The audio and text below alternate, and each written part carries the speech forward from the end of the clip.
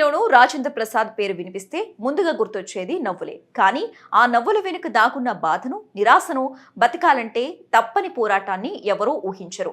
1956 July 19న Krishna జిల్లా నిమ్మకూరులో మధ్యతరగతి కుటుంబంలో జన్మించిన ఆయన బాల్యంలోని నటనపై మక్కువ పెంచుకున్నారు. నిమ్మకూరు అంటేనే ఎన్టీఆర్ గారి స్వస్థలం. ఒక విధంగా ఎన్టీఆర్ గారి ప్రభావం ఆయన్ను చిన్ననాటి నుంచే ఆకర్షించేది. అప్పుడే మిమిక్రీలు చేస్తూ స్థానికంగా పెరుగురించడంతో పాటు ఎన్టీఆర్ ను కూడా మెప్పించిన ఘనత ఆయనది. తండ్రి ఓ ఉపాధ్యాయుడు. కుటుంబ స్థితిగతుల కారణంగా చదువు పూర్తి చేసుకోవాల్సిన అవసరం ఏర్పడింది. ఆయన సిరామిక్ ఇంజనీరింగ్ లో డిప్లొమా పూర్తి చేశారు. కానీ ఆ డిగ్రీ కన్నా నటన మీద ఆసక్తి ఎక్కువ. అందుకే సినీ రంగంలో ఛాన్స్ కోసం చెన్నైకి ప్రయాణం చేశారు. దారిలో ఎన్టీఆర్ సహకారం ఒక వరం లాంటిది.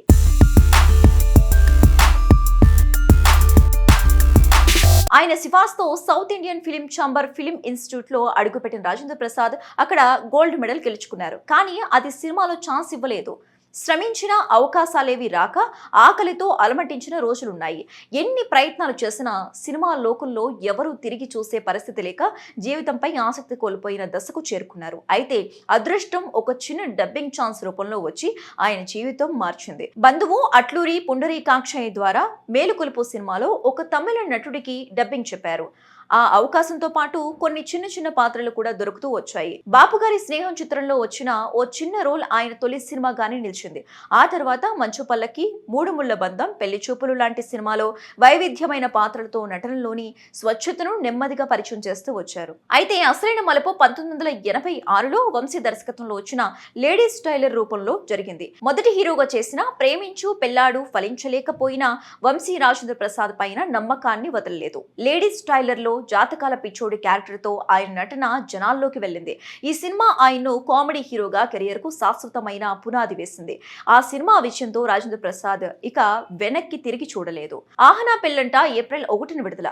జయమ్ము నిశ్చయమురా, ఎదురింటి మొగుడు, పక్కింటి పెళ్ళం, అప్పుల అప్పారావు, ఆ ఒకటి అడక్కు, శ్రీరామచంద్రులు వంటి సినిమాలో పాత్రలే కాదు, పాత్రలో ఆయన హాస్యం ఒక్కటే కనపడేది కాదు.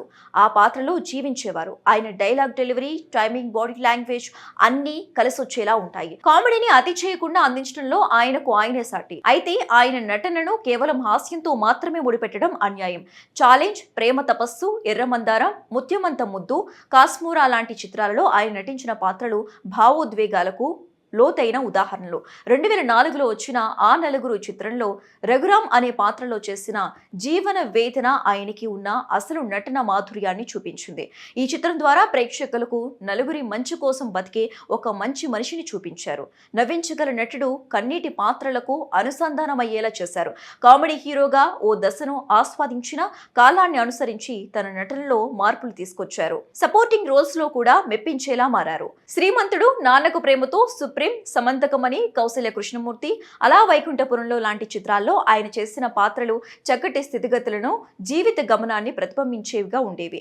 అందులోనూ ఫాదర్ ఫిగర్ గా ఆయనకు ఉండే అభిమానం ఇప్పటికీ అలాగే కొనసాగుతోంది. ఇంకా ఆశ్చర్యం కలిగించే విషయం ఏంటంటే ఆయన హాలీవుడ్ లో కూడా అడుగుపెట్టారు. ఫిక్గన్ మురుగన్ అనే సినిమాతో అక్కడి ప్రేక్షకులని పలకరించారు. అలాగే 2012లో డ్రీమ్ అనే సినిమా ఇంటర్నేషనల్ ఫిల్మ్ ఫెస్టివల్ కి ఎంపికై వరల్డ్ స్టేజ్ పై కూడా నటి కిరీటానికి గుర్తింపు తీసుకొచ్చింది. రాజేంద్ర ప్రసాద్ సినిమాలు చూస్తే నవ్వుతూనే ఉంటాం. కానీ ఆయన జీవితం చూస్తే మనం ఎంతగానో కదిలిపోతాం. చిన్న చిన్న అవకాశాలను పట్టుకుని నవ్వుతూ తనకి తానే ఓ ముద్ర వేసుకున్న మహానటుడు. సపోర్టింగ్ కమెడియన్ నుంచి ఫుల్ లెంత్ హీరోగా మళ్ళీ క్యారెక్టర్ ఆర్టిస్టుగా మారిన ఆయన ప్రయాణం ఎవరి కెరియర్కు అయినా ఒక మానవీయ పాఠంగా నిలుస్తోంది. ఇంతటి ఘనుడికి మన పద్మశ్రీ అవార్డు రావటం ఎంతో సంతోషం, ఆనందం. ఇలా ఆయన ఇంకా చాలా సినిమాలు చేయాలని ఆశిద్దాం.